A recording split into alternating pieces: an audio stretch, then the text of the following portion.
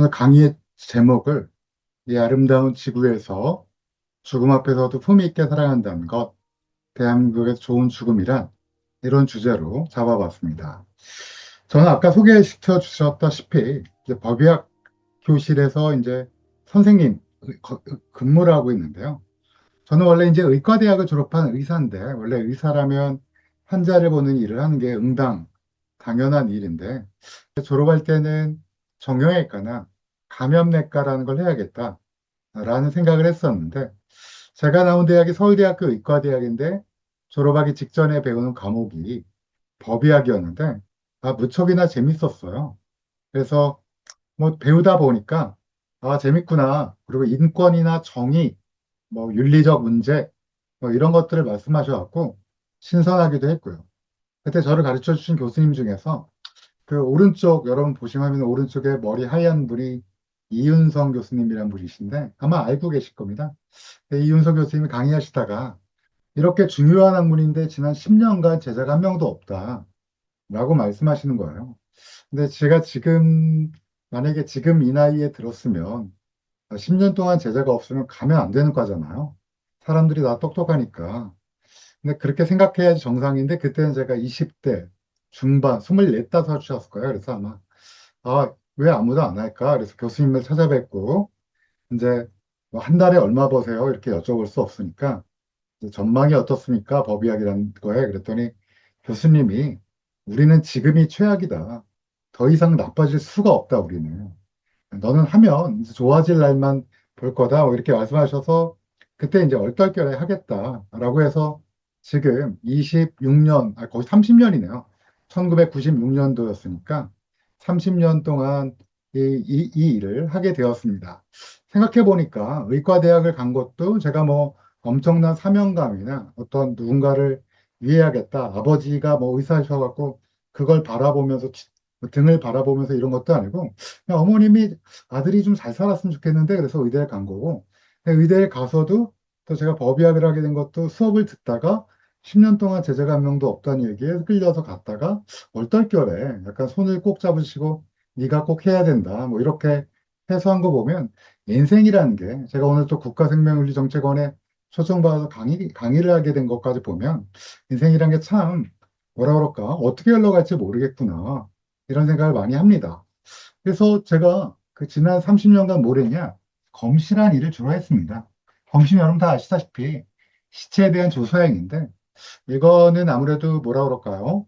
그 우리나라 형사소송법상 검시의 주체는 검사님이에요.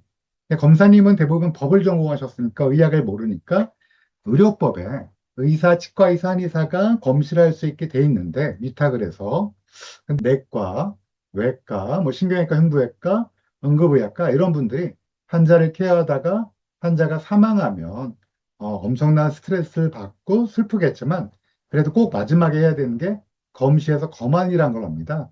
근데 검안이란 걸 하면 그거의 결과물이 그 사망진단서라고 그래서 여러분 아마 사랑하는 사람을 먼저 떠나보는 경험이 있으신 분들은 사망진단서를 아마 발부받아 본 경험이 있을 텐데 그게 검안이고 근데 그 검안을 했는데 이 사람이 외적 원인에 의한 사망이거나 아니면 왜 돌아가셨는지 잘 모르겠다.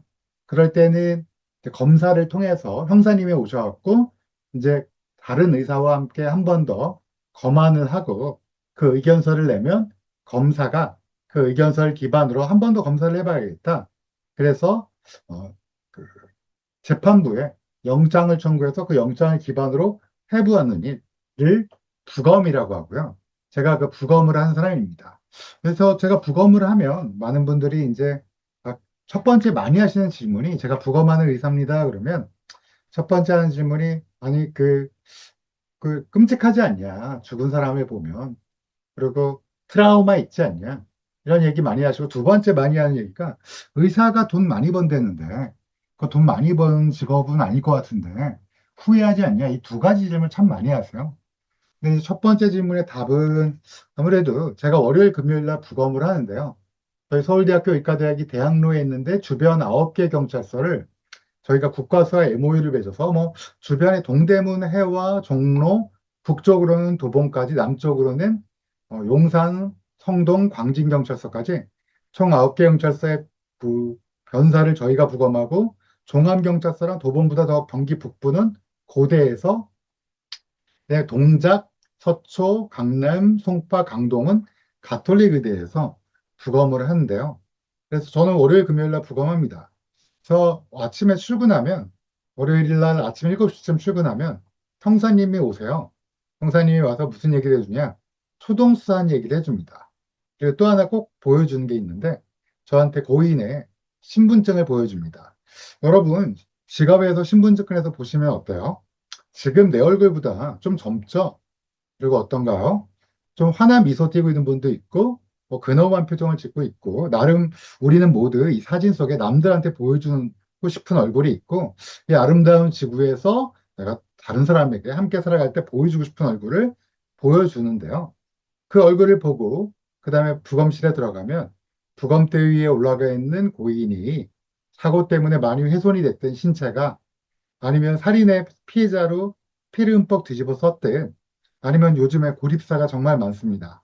고립사 때문에 홀로 외롭게 돌아가시면서 몸이 부풀어 오르고 구더기가 슬었든 이분도 나처럼 이 사진 속에 웃고 있고 근엄한 표정을 짓고 있고 나처럼 똑같이 이 지구에서 같이 살던 존귀한 존재구나 라는 생각을 하면 후회한다거나 아니면 뭐, 하기 싫어, 트라우마다, 오늘 또 부검이네, 이런 생각보단 잘해야겠다. 그리고 제가 마지막 의사잖아요, 그분들의 고단한 인생의 마지막 의사인데, 죽은 다음에 의사가 무슨 필요 있냐, 이렇게 얘기하실 분도 계실 텐데, 그래도 전하고 싶은 말, 남기고 싶은 사연이 있으면 제가 듣는 마지막 의사이기 때문에 제가 열심히 하려고 합니다.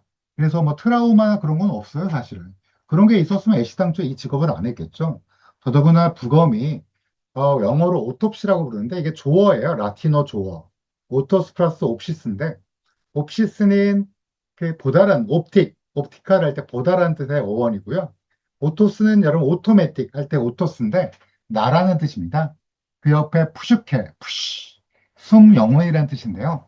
영혼이 빠진 나를 오토스라고 불러요. 여러분 이거 듣고 계신 분들은 모두 자신의 직업을 사랑하고 이 아름다운 지구에서 자신만의 인생의 바다를 멋지게 항해하고 있을 거라 생각하는데요. 여러분 그거 아세요? 우리 이 인생의 바다의 항해가 언젠가 끝이 나는데 그 언젠가 끝에 도착지는 우리 모두 다 똑같은 건 다 알고 계실 거예요. 다만 시간차가 있을 뿐이고 우리는 언젠가 그 끝이 있다는 걸 다 명백히 알고 있어요. 그래서 저는 오톱시라는 게 언젠가의 나, 그렇지만 숨이 빠지고 영혼이 빠진 나를 지금 미리 보는 일이라고 생각해서요. 그래서 저는 어, 끔찍하다 이런 생각보다는 잘해야겠다라는 생각과 함께 저한테 굉장히 여러 가지 생각을 많이 전해준 직업이라고 생각합니다. 삶이 뭘까? 우리가 어떻게 좋은 죽음을 맞이할까? 죽음이란 뭘까? 뭐 이런 생각들을 하게 돼서 저는 제 직업을 사랑하고요. 뭐 저는 좋은 직업이라고 생각합니다. 근데 뭐 다시 태어나도 할 거냐 물어보시면 다시 태어나면 안 할 거야. 다른 직업, 예를 들면 문과 쪽 직업을 한번 해보고 싶고 의사는 한번 해봤으니까 좋은 직업인데 그런 생각을 하지만 지금 이 생에서 저한테 맡겨진 이 일을 열심히 제가 은퇴할 때까지 할 생각을 하고 있습니다.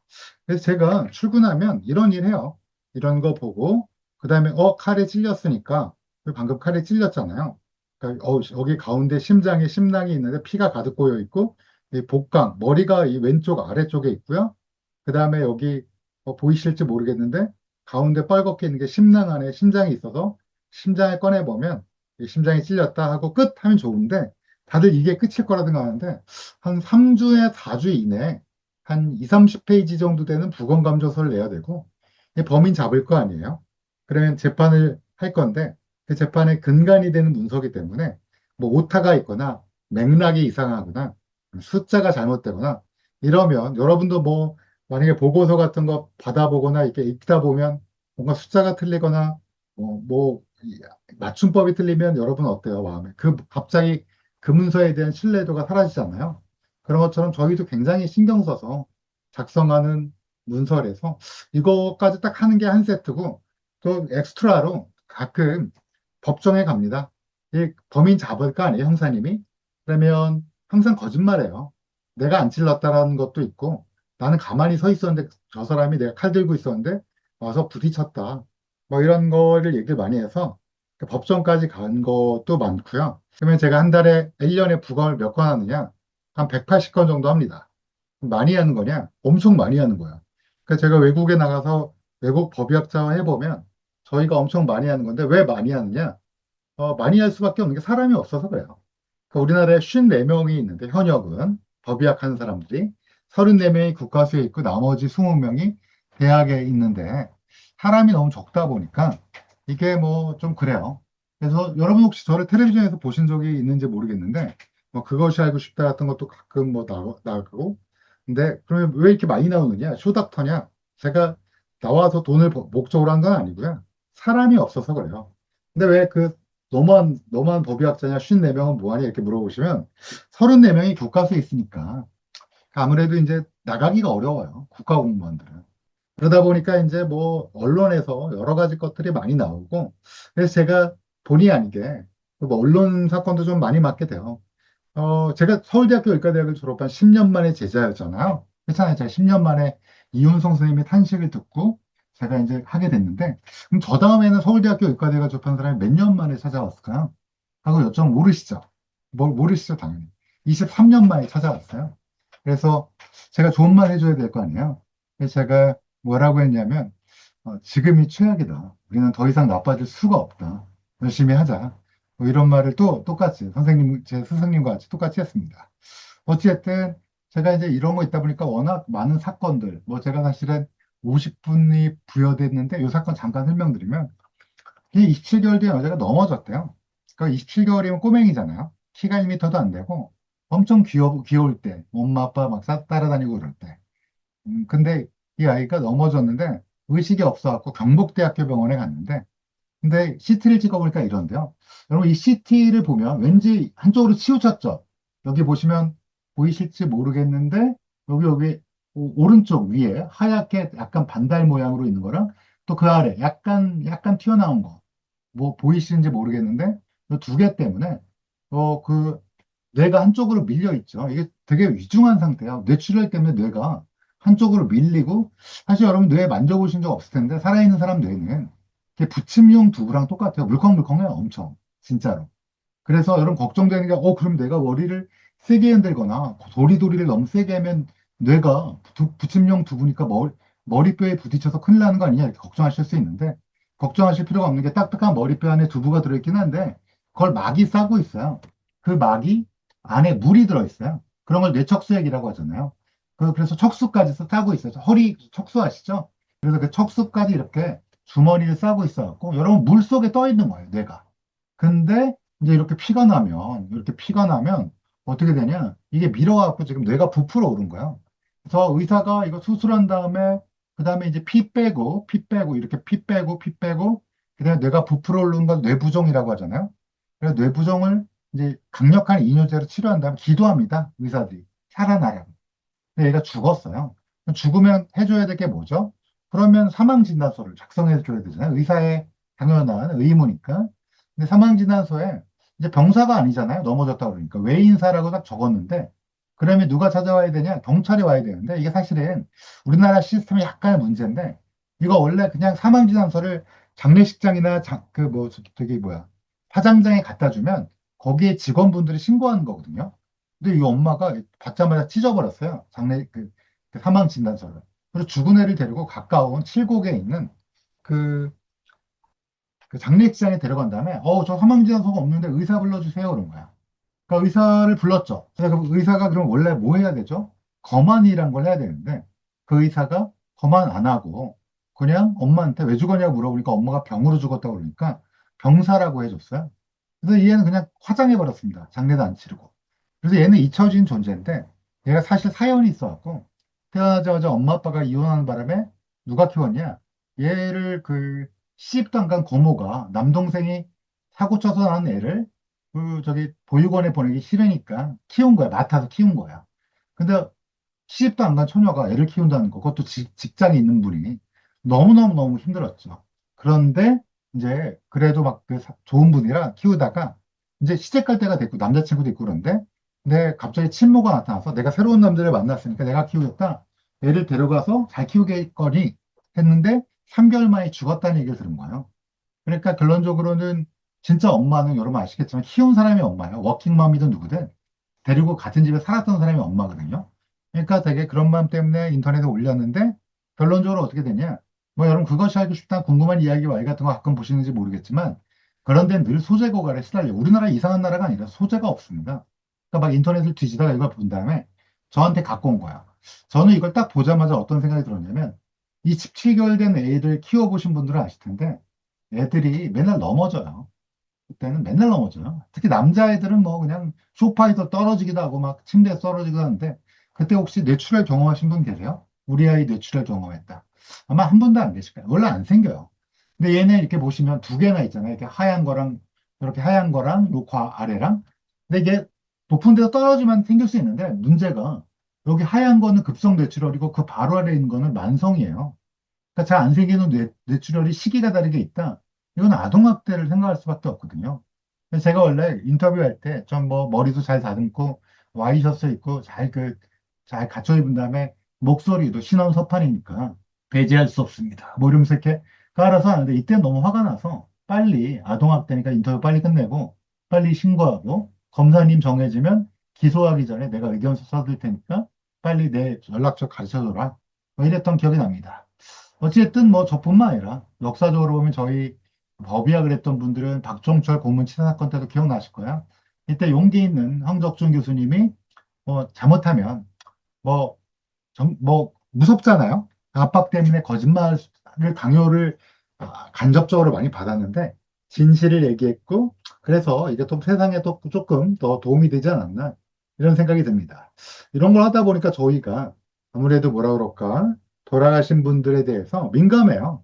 저희는 이제 10년 전부터 고독사가 많다고 생각했는데 최근에는 여자 고독사가 엄청 많고요.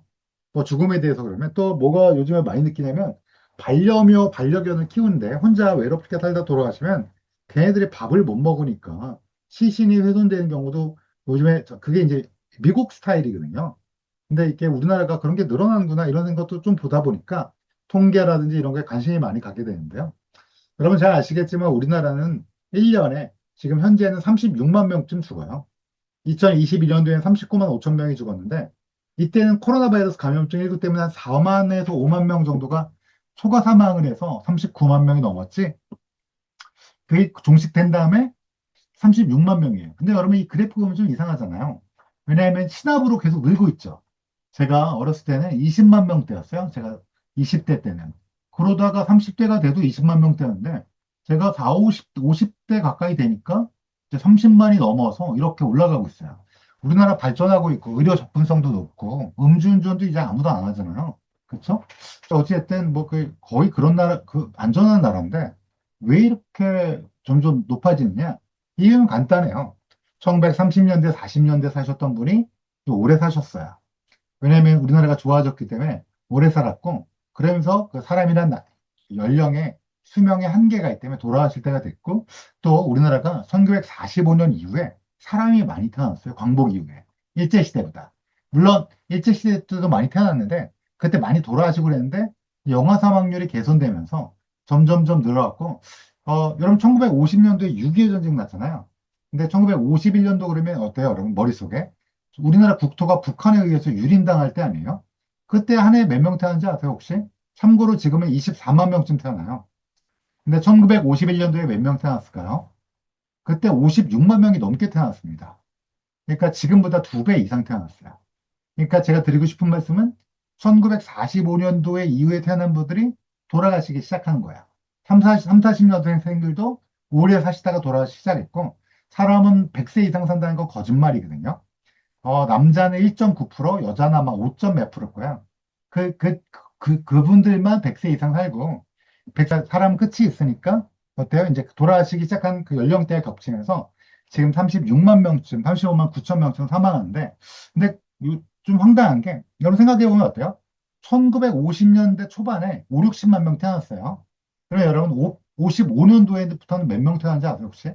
1955년부터 1차 베이비붐이라고 부르는 1955년 이후 세대가 어마어마한 파워가 있는 게 그분들 때문에 도시가 생겼어요. 혹시 아세요? 두 개. 분당과 일산이 그분들이 장가랑 시집갈 때 생긴 도시예요. 가만히 생각해 진짜입니다. 그러니까 그분들이 몇 명 태어나냐면 한 해에 80만 명 태어나요. 그때 80만 명 이상 태어나고 그래서 그때부터 2부제, 3부제 수업이 있었던 거야. 그러다가 언제까지 1974년까지를 1, 2차 베이비 붐이라고 그러는데 그때 20년간 1,350만 명이 태어났어요. 근데 그러면 그다음부터 안 태어났냐? 아니에요. 80년대 중반 저희 83년도까지 보면 어떻게 되냐? 83년은 의미가 있죠. 국민학교를 졸업한 마지막 세대죠.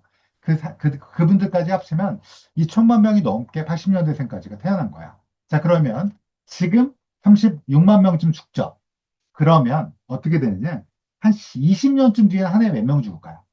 20년쯤 지나면 1955년생이 지금 71거든요. 여러분 우리나라 평균 수명 아시죠? 83점 몇 세잖아요. 여자는 남자는 조금 더 빠르고 합치면 83 좀 넘거든요. 84라고 쳐도 20년쯤 뒤면 55년생, 80만, 근데 55년만 80년, 80만이 아니고 56, 82만, 뭐 57, 58, 59, 60, 다 80만이 넘어가요. 90만, 100만이 돼요. 그분들이 언제 20년쯤 뒤면 돌아가실 거예요.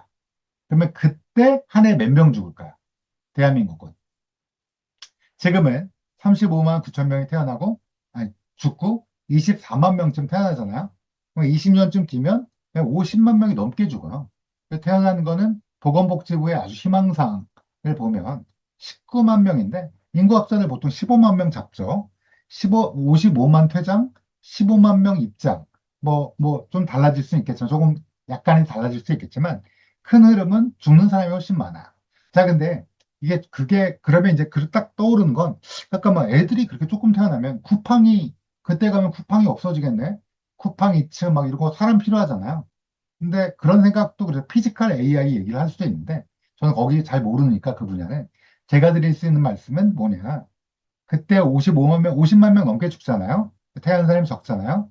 그럼 문제가 죽었다는 거는 노인이 그렇게 많다는 건데, 그러면 의료비가 어마어마하게 들 거고요. 근데 태어난 애들은 뭐라고요? 그때 돈 낼 애들이 누구냐면 지금 2026학번 애들이에요. 2026학번은 몇 명 태어난지 혹시 아세요? 그 아버지는 1972년생은 71년생 돼지띠는 100만 명 태어났거든요. 정확히. 그러면 지금 2026학번 아들, 딸은 몇 명 태어났을까요? 46만 명 태어났어요. 무슨 말이냐? 지금 부모님 세대는 1940년대, 50년대생이잖아요?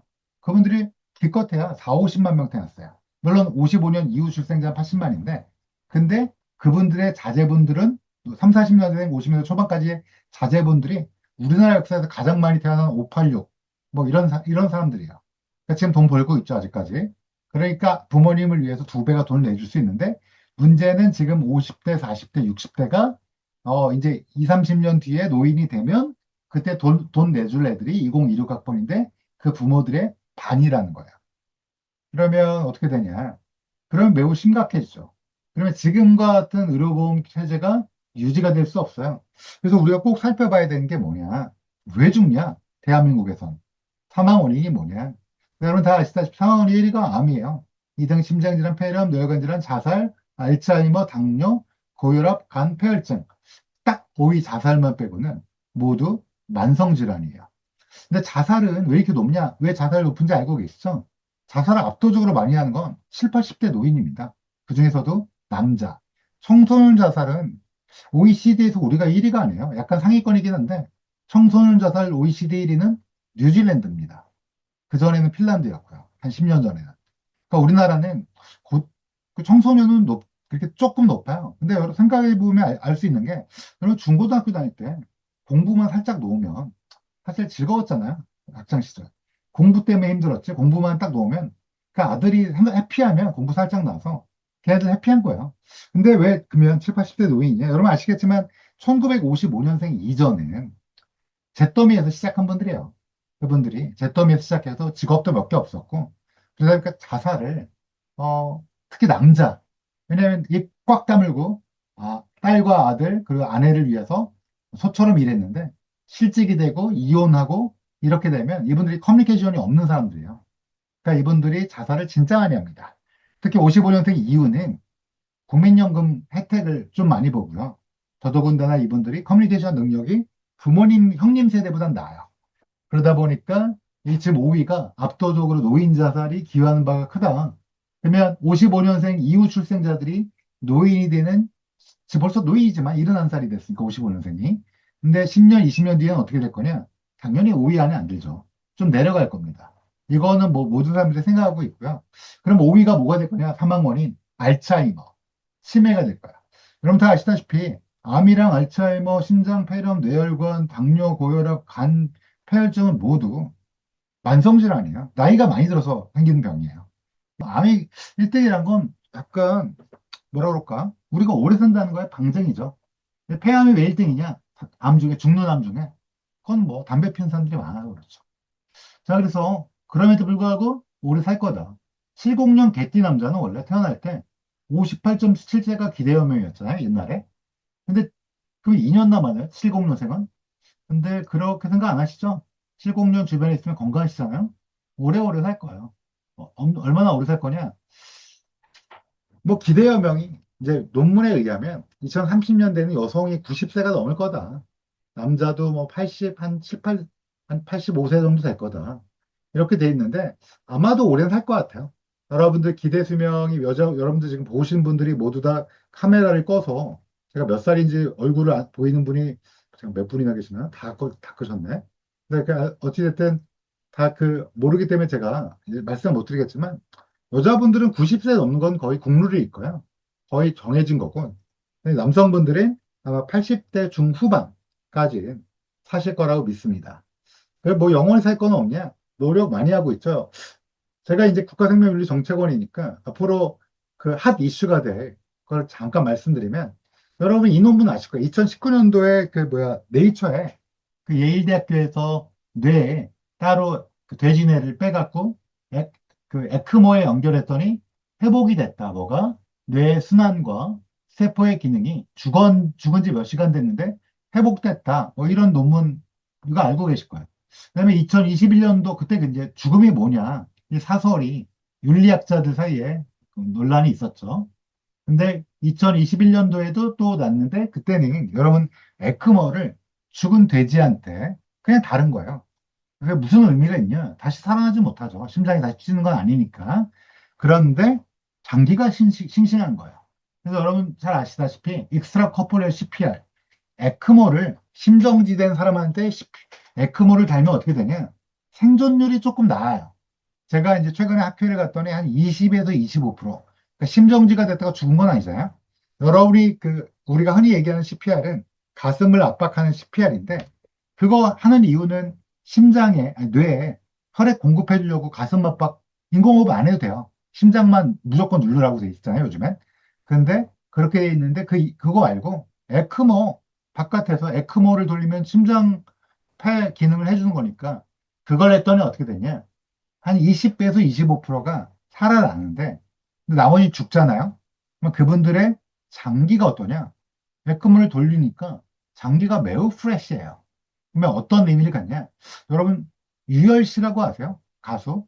사랑을 이야기할 때 죄송합니다. 하여튼 그런 그 가수가 폐섬유화증 때문에 거의 죽기 일보 직전이었어요. 그분이 최근에 폐이식을 받았어요. 아마 유튜브 찾아보시면 알 텐데 얼굴이 이제 새 생명을 얻었어요. 근데 그런 분들이 굉장히 많아요. 여러분 콩팥 있잖아요. 30대 이상은 10%가 성인 10%가 만성 신부전이에요. 근데 이제 그런 분들이 만성 신부전인데 음, 5단계까지 가면 5기까지 가면 종국에는 혈액 투석으로 안 되니까 신장을 이식받아야 되는데 통상 얼마 기다리는지 알고 계시죠? 7년 기다려야 돼요. 그동안 다 돌아가세요. 많이들. 그러니까 어때요? 어? 이 CPR 한 다음에 장기가 안타깝게 돌아가셨어요. 23살짜리 남자가 사고로 심정지가 됐는데 심정지에 에크모를 달아서 물론 에크모 되게 고가죠. 에크모를 달아서 장기가 싱싱해. 그러면 이거 공리주의 입장에서는 이거 많은 생명을 구할 수 있는 거 아니야? 유혈씨도 살리고 폐도 주고 간도 주고 뭐 콩팥도 주고 뭐 각막도 주고 뼈도 주고 이러면 되는 거 아니냐? 근데 이게 사실은 환자의 존엄성과 생명성을 도구로 하는 행위로서 도덕적 의무의 위반으로도 볼 수 있고요. 물론 저는 장기 이식을 신청했고 장기를 제가 기증하겠다고 그 운전면허증에도 돼 있고 저는 뭐 제가 만약에 그런 상황이다. 재장기가 필요한 사람한테 저는 그런 마음을 품고 있지만 모든 사람이 이렇게 품고 있는 게 아니고 모르는 사람도 있을 거 아니에요? 그런 면에서 이 CPR이 생존 불가 예측이 사실상 어려운데 에크모를 단다는 게 돌아가신 분한테 아니 심정지한테 뇌사 판정에서 장기 기증하는 게 어떻게 할 건가? 이게 이제 미국에서 시끄럽죠. 우리나라도 이제 그 흉부외과 학회 요즘 이름 바꿨대 심장혈관 흉부학회인가? 하여튼 흉부외과 학회에서 저도 이제 윤리적 측면에서 이걸 어떻게 바라볼 건가를 쟁점에 대해서 가서 토론하고 발표한 적이 있지만 앞으로 근데 제가 아까 모두에 말씀드렸지만 1955에서 83년생이 2,300만 명이에요.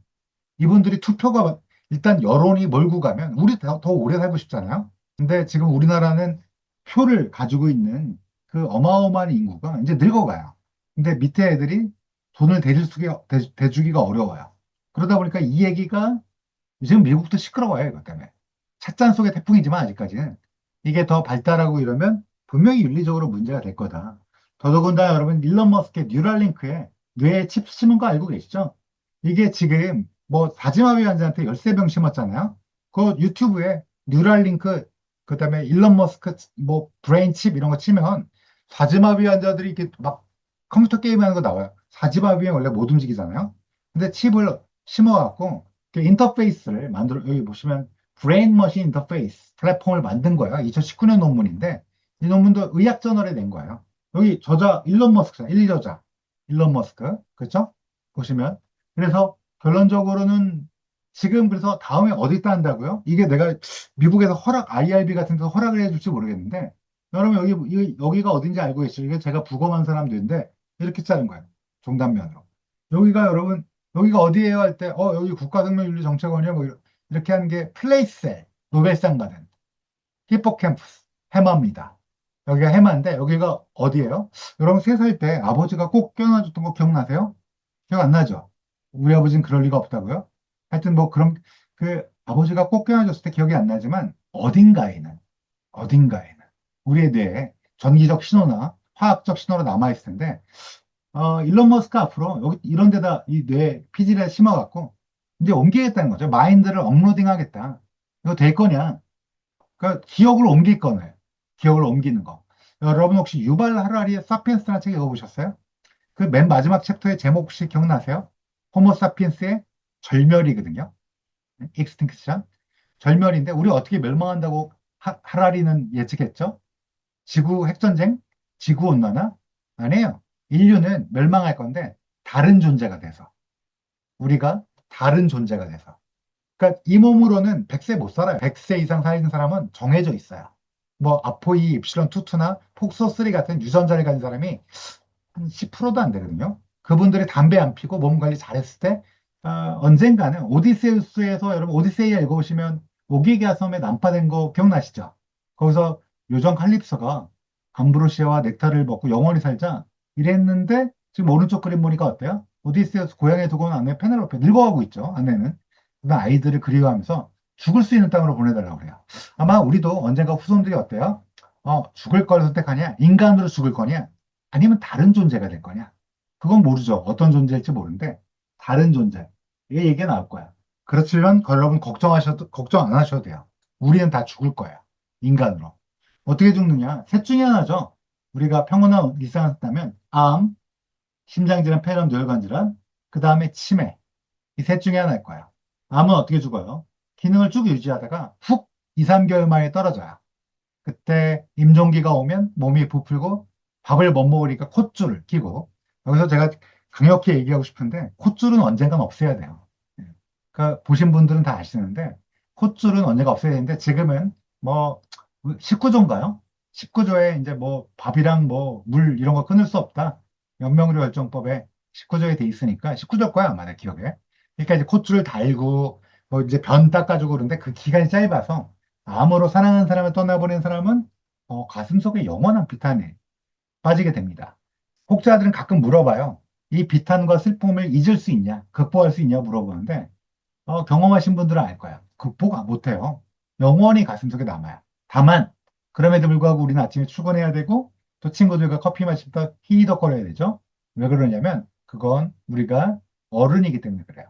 어른이 된다는 건 이런 상실의 큰 슬픔과 그다음에 떠나간 거에 대한 어떤 마음속의 비탄을 마음속 깊숙이 고이고이 거의 하지만 눌러놓고 살아야 돼요. 더더군다나 뭐 떠나는 분들이 내가 슬픔에 빠져서 그냥 방에 누워있기 원하는 거를 원하지 않는다는 걸 우리가 알기 때문에 더더욱 그런 거죠. 그리고 B, 뭐 가장 좋은 가장 확실한 예를 들면 중풍. 여러분 중풍 어떻게 생각하세요? 중풍 다 환자 다 누워 계세요. 90%는 그 요양병원에 누워 있어요. 요양병원에 누워 있는 사람이 태반이 중풍이에요. 근데 이제 중풍 환자들은 어때요?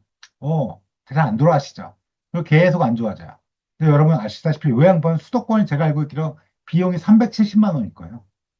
조선족, 아니, 그 중국 동포 써도 370만 원이고, 형제들 간의 의의가 나빠져요. 돈 똑같이 내도, 너 왜 안 왔어? 너 왜 네 집사람 안 왔어, 엄마한테?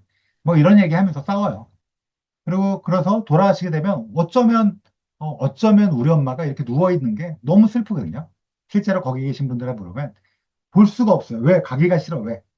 내 사랑하는 사람이 누워있는 게. 아, C는 어때요? C는 치매, 전신세약, 뭐 노쇠, 치매 같은 경우래요. 너무너무 나빠져요. 그리고 여러분 치매 말기가 있거든요. 치매 말기가 마지막 2, 3개월인데 이때는 절대로 집에서 모시면 안 돼요. 왜 모시면 안 되냐? 우리 엄마인데요, 우리 아버지인데 그러는데 혼자 살면 모셔도 돼요. 근데 가족이 있으면 모시면 어떻게 되냐? 내 배우자나 내 아이가 내 부모를 혐오하는 기억을 갖고 평생을 갖게 돼요. 그러니까 모실 수 없죠. 근데 여러분 아시다시피 지금 어때요? 지금 2026년도에는 모실 때가 있어요. 마지막까지. 왜냐면 돈이 있으니까. 여러분들이 돈 내니까. 여러분들이 몇 명 태어났어요? 80만 명에서 100만 명쯤 태어났을 거야. 여기 제일 나이 어린 분이 저 90 몇 년생이에요. 그때까지도 80만 명쯤 태어났어요. 그렇죠? 그래서 돈 내는 사람이 많으니까 부모님들 돈을 내줄 수 있는데 문제는 20년쯤 뒤면 어떻게 돼요? 2, 30년. 여기 계신 분들이 40대라고 칠게 내가. 그러면 30년, 40년 뒤면 어때요? 그때 돈 낼 애들은, 그땐 더 심각한데요. 지금 2026번도 그 40년 뒤면 뭐예요? 환갑이네. 그러면 지금 걔네보다 어린 애들인데, 걔네들은 3, 40만 태어났어요. 그러니까 여러분들은 80만에서 100만 태어났는데, 돈 낼 사람은 3, 40만 명 태어난 사람들이에요. 그러면 될 거냐? 안 됩니다. 그래서 지금 필연적으로 나올 수밖에 없는 얘기가 안락사랑 뭐 저력사망 얘기예요. 우리나라에서는 안락사가 없죠. 연명의료 결정법에 의해서 연명의료 중지는 있는데 이거는 이제 임종기 환자에 대해서만 뭐 더 잘하실 테니까 내가 얘기 안 하지만 어찌됐든 사전연명 의료라든지 연명의료 계획서라든지 이런 걸 통해서 뭐 건강할 때 한 7가지 정도 되죠. 의사가 나머지 하나고 뭐 대통령까지 합치면 뭐 에크모 뭐다 합치면 한 7가지 정도를 우리가 선택하고 저는 개인적으로 19조 그리고 임종기에 호스피스 병원에서 경험하신 분은 알겠지만 임종기 때는 물을 안 먹는 게 좋아요. 임종기 때는 그리고 수분 공급을 제한하면 더 편해해요. 음식물을 제공 안 하면. 근데 이제 19조 2는 어떻게 밥을 끊냐? 이건 아니다. 뭐 여러 가지 고려 때문에 생긴 건 제가 알고 있는데 저간의 사정은. 근데 어찌됐든 우리나라는 뭐다? 연명의료 결정. 우리나라는 안락사나 소위 말하는 존엄사 조력 사망이 없어요. 근데 이제 뭐 저는 거세게 압력이 들어올 거라고 봐요. 실제로 저희 서울대학교 의과대학에서 2020년에서 윤영호 선생님이 가정의학과 한 논문 알고 계실 거예요. 그러니까 뭐 이거 해봤더니 이거 약간 75% 정도가 이제 동의한다. 근데 우리가 이거 그러면 해야 되는 거냐? 의사 조력 사망. 뭐 오레곤주 스타일로 이제 여명기가 6개월 이내면 이제 해주고 뭐 이렇게 아니면 뭐 스위스나 캐나다처럼 뭐 해야 되냐? 이거는 굉장한 딜레마인데 논의가 할 때가 왔다. 이거 마냥 이렇게 유튜브 댓글 같은 거 보면 국민들이 내가 죽고 싶은데 네가 무슨 상관이냐 이렇게 나오는데 그거는 이제 잘못 이제 그냥 유튜브에 그냥 쓰신 거지만 이제 진지하게 논의할 때가 오레곤즈 스타일이나 어떤 뭐 호주 스타일을 할지 아니면 안 할 건지 이런 거에 대해서 국민적으로 좀 고민해야 될 때가 왔다. 저는 개인적으로는 스위스나 캐나다 스타일 같은 거는 안 된다고 봐요. 안 돼. 왜냐하면 우리나라가 섬나라기 때문에 피어 프레셔라는 게 또 없고 또 하나가 또 뭐가 있을까요? 악용의 소지가 있기 때문에 굉장히 고민해야 되는 건 문제가 있는데 오레건주 스타일에 이런 거는 한 번쯤 의논해 보면 어떨까? 왜냐면 제가 생각하지 못한 부작용이 있는지 오레gon 스타일은 뭐 지금은 법이 바뀌었지만 최초에 97년도에 데스 윗 디그니티 액트 할 때는 뭐 의사 두 명이 독립적으로 6개월 이내에 여명을 가진 분들이 우울증이 없고 그다음에 의사가 도저히 처치해 줄 일이 없을 때 먹는 경구약으로 그래서 실제로 먹느냐 한 50%는 안 드세요 끝까지 그걸 처방해주고 물론 상당 충분한 일주일 정도의 심리 충분한 진짜로 원하는 건지 이 약 처방을 뭐 이런 거를 해주는 게 있는데 우리도 한 번쯤은 의논할 때가 되지 않았나 이런 생각은 하고 있습니다. 뭐 언젠가는 근데 오래 기다려서는 안 될 것 같아. 왜? 55년생이 80만 태어났는데 뭐 중간에 돌아가신 분도 꽤 있지만 71살 지금 젊어요. 71살이면 여러분 아시겠지만 지금 젊은 분들이거든요. 아직까지는 건강하고. 근데 15년, 20년 뒤에 과연 15년 정도 지나면 이 거센 압력을 지금쯤 한 번쯤 의논할 때가 왔다. 근데 이제 이렇게 하고 제가 오늘 그만하면 여러분 되게 슬픈 마음으로 또 이런 얘기 들었다 이러는데 그래서 그러면 여러분 꿈이 뭐예요? 여러분 꿈이 보통 그런 거 아니에요? 90, 남자는 93세, 여자는 96세쯤 엘리자베스 2세는 일단 이기고 그때쯤 두 발로 걸어 다니고 제 스승님인 제 우리나라의 법의학을 만든 분이 문국진 교수님이라는 분이 있는데 그분이 99세에 작년에 돌아가셨거든요. 근데 그분은 98세까지 걸어 다녔어요. 동네를. 진짜로. 두 발로. 그래. 원하는 게 그거죠. 두 발로 걷다가 와이프랑 남편이 오래오래 같이 있다가 이것도 논문 많은데 제가 오늘 뺐어요. 동치미에서 나오는 얘기가 아니죠. 분명히 오래 살아있어야 돼요. 배우자가. 거기다 어때요? 음, 돈이 좀 있겠고 그 다음에 한 6개월 이내만 아프면 지금 보건복지부는 16년 유병률이죠. 만성질환 유병률이 11년에서 16년이고 그 다음에 어때요? 누워있는 거는 통상 3년 이상이라고 알려져 있죠. 그러니까 그렇게 안 되고 싶잖아요, 우리. 저는 꿈이 90 몇 살까지 전날 수영하고 다음날 자다 죽는 게 제 꿈인데 와이프가 저보다 오래 살고 그다음에 좀 걸어 다니다가 그러게 제 꿈인데 그러려면 일단 담배는 피지 말아야 돼요. 이건 진짜입니다. 두 번째, 규칙적인 꾸준한 운동. 이 얘기하면 다들 실망하세요. 약을 얘기하란 말이야. NMN 뭐 PQQ, 라스베라톨 뭐 이런 얘기를 하려는데 아직 근거가 없어요. 다만 그거 먹고 운동 안 하거나 이런 건 아무 소용없다.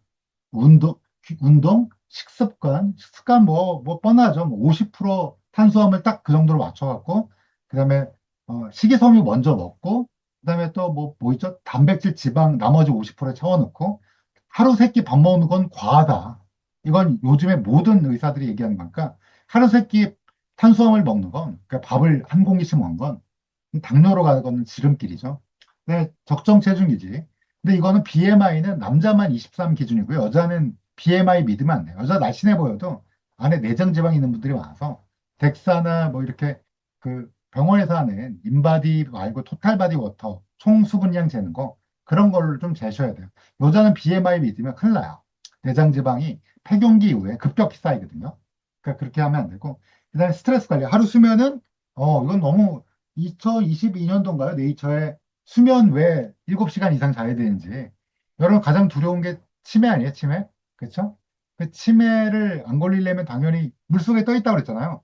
잠잘 때만 뇌가 살짝 수축되면서 그 세포 사이사이 기질에 물이 청소하는 역할을 하거든요. 그때 베타아밀로이드, 여러분 베타아밀로이드 아시죠? 베타아밀로이드는 지금 제 머리에도 있고 여러분 머리에도 있는데 잘 때 청소가 돼요. 근데 그거 놔두면 어떻게 되면 올리고머, 이거 막 베타아밀로이드끼리 붙어갖고 베타아밀로이드는 원래 뭐냐면 막성분인데 여러분 와라바시 아시죠? 짜장면 먹을 때 그 나무젓가락 옛날에 이렇게 뚝 부러뜨리면 잘 쪼개져야 되는데 뚝 잘못 부러진 거 있잖아요. 그게 베타아밀로이드예요. 근데 그게 쌓이거든요. 여러분 머리에 다 있는데 근데 잠을 충분히 자면 그때그때 씻겨져 가는데 그게 놔두면 잠 조금 자고 이러면 그게 올리고머가 돼서 그게 이제 뇌를 파괴하면 그게 알츠하이머잖아요. 물론 알츠하이머도 유전이에요, 약간. 약간 유전인데 그럼에도 불구하고 유전을 극복하고 알츠하이머 안 걸리려면 첫 번째가 운동, 두 번째가 수면이에요. 그거밖에 없어요. 무슨 고스톱 많이 치는 것도 좋은데 책 많이 읽은 것까지 좀 세 번째. 정확한 의학 지식을 의사 자주 만나자. 제가 맨 마지막에 시간 너무 많이 쓰네.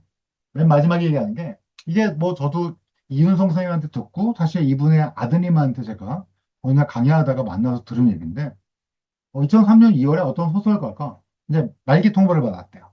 딱 한 게 뭐냐면 약속한 거, 약속한 중에 안 지킨 거 지키고, 그 다음에 2003년이니까 김할머니 사건 나기 6년 전이잖아요. 판결 6년 전이잖아요.